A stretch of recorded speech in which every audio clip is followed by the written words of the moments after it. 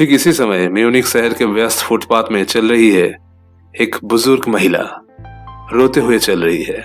उनके साथ चल रहे हैं उनके हम उम्र एक बुजुर्ग आदमी, उनको सहारा देते हुए। उनके अपने बेटे ने आज सारे रिश्ते नाते तोड़ के उनको घर से निकाल दिया। वो बुजुर्ग आदमी उनको सहारा देते हुए उनको अपने बाहों में ले लिए और उनके कान के पास धीरे धीरे कहने लगे, बड़ी बड़ी देशों में ऐसी छोटी छोटी बातें होती रहती है सेनोरिटा।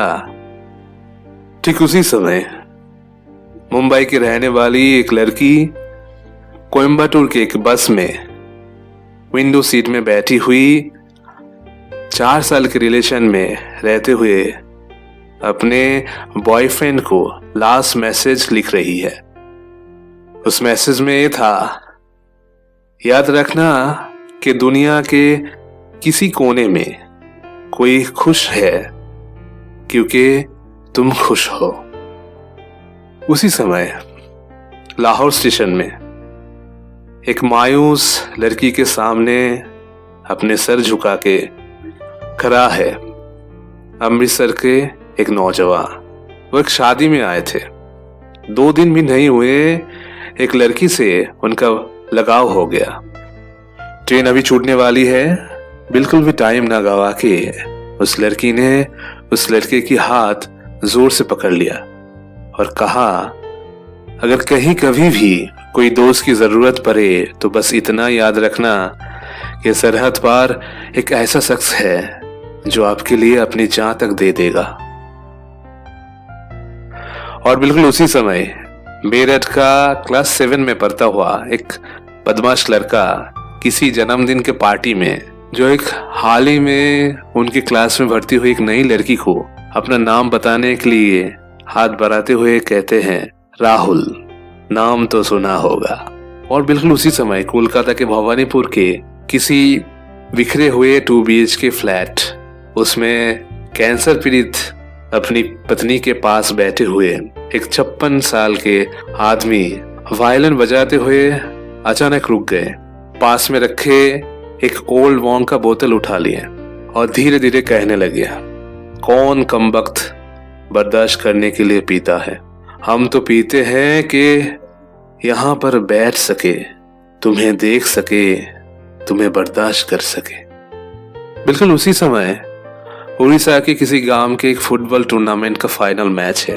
एक 40 साल के आदमी को बीच में रखते हुए लड़कों ने गोला बना के बैठे हैं और वो आदमी किसी नेटिव लैंग्वेज में पेप टॉक दे रहे हैं, जिसका हिंदी अगर करे तो ऐसा होता, तो जाओ और अपने आप से, जिंदगी से, अपने खुदा से और हर उस इंसान से जिसने तुम पर भरोसा नहीं किया, अपना 90 मिनट छीन लो। और बिल्कुल वही समय दिल्ली के सड़कों को चीरता हुआ पुलिस वैन का सायरन और उसमें अभी अभी गिरफ्तार हुआ छात्र नेता, उनके साथी कॉमरेड के सर के घाव से गिरता हुआ खून को पोंछते हुए कहते हैं, कभी कभी जीतने के लिए कुछ खोना पड़ता है और हार कर जीतने वाले को बाजीगर कहते हैं। और बिल्कुल उसी समय एक 40 साल की एसिड विक्टिम महिला किसी नामी बुक स्टॉल में अपनी पहली कविता की किताब पकड़े हुए उनकी आंखों से पानी निकल रहा है।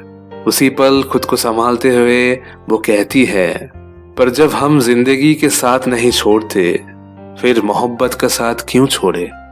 और बिल्कुल उसी समय कश्मीर के एक टूर गाइड गुजरात से घूमने आए एक कॉलेज स्टूडेंट के ग्रुप को अपनी जिंदगी की पहली प्रेम कहानी सुना रहे हैं और उनके हाथ के दस्ताने चुपके से धीरे से अपने आंख के नीचे से जमी हुई चमकती बर्फ को हटाकर कहते हैं, मैं आज भी उससे उतनी ही मोहब्बत करता हूँ और इसलिए नहीं करता कि कोई और नहीं मिली, पर इसलिए कि उसे मोहब्बत करने से फुर्सत ही नहीं मिलती।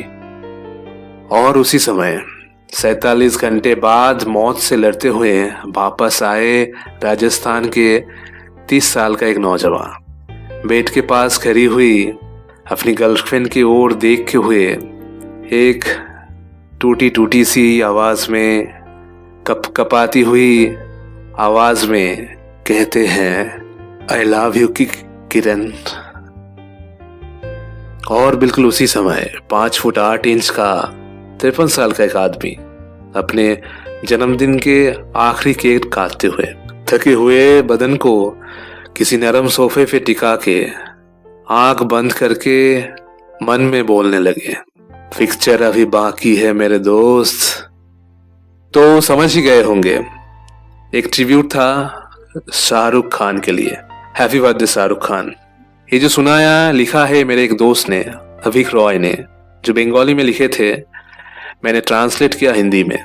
तो बताइएगा सुन के कैसा लगा। अगर अच्छा लगे तो लाइक करना, शेयर करना। अगर चैनल में नए हो तो सब्सक्राइब जरूर कर लेना। धन्यवाद।